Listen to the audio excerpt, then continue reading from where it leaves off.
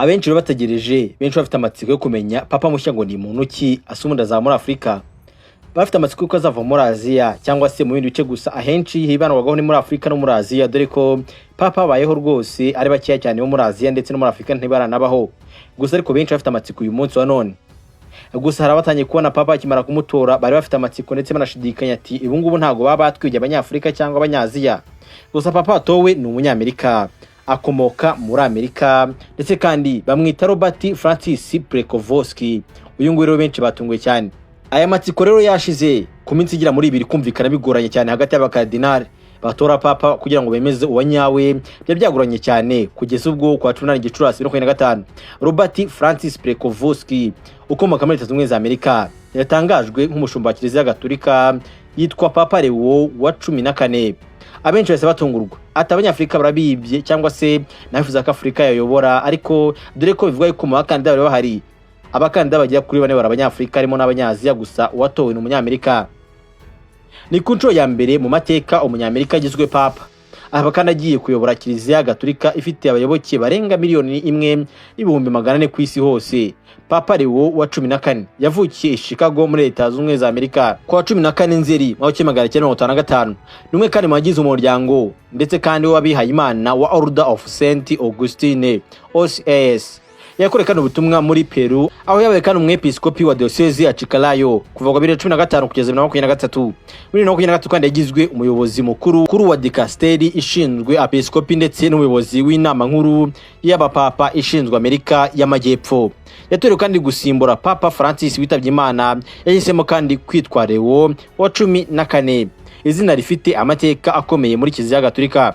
Ikaba kandi ishobora gusobanura ubushake bwo guharanira ndetse kandi ubumwe no kwita ku bakristo bose. Gusa benshi bisa nkaho byabatunguye. Benshi bavuga yuko icyo bari biteze ari papa w'umunyafrika. Ndetse kandi ndagira ko uyu munsi wa none nyuma yuko Papa Francis yitabye Imana, papa atowe na none ariko yigeze guhabwa amahirwe 2023 bivuga yuko azava mu bantu bazatorwa. Dore ko ari mu bantu cyane 2023 nabwo bigeze kuvugaho cyane mu kwezi kwa 4, kuko binyamakuru bimwe byeze kwandika kuri iyi nkuru bigaragaza ko uyu mupapa ari mu bantu cyane afite amahirwe kuzatorwa kuba papa kubera ko ibyo yakoraga byigaragazaga. Ndetse kandi bagaragaza yuko uyu munsi wa none yatorewe kuba papa wa 14 ari we Leo wa 14. Ndetse ko n'izina we yahisemo ku giti cye kuko papa uyu munsi wa none ahitamo izina igomba kwitwa umazina yose ahari. Gusa uyu munsi wa none Kiliziya Gatolika benshi baraza ko bamwishimiye cyane, gusa biteze ibikorwa byazakora ndetse n'ibizamuranga bizagaragaza papa wanyaye kuko niba batoye wanyaye.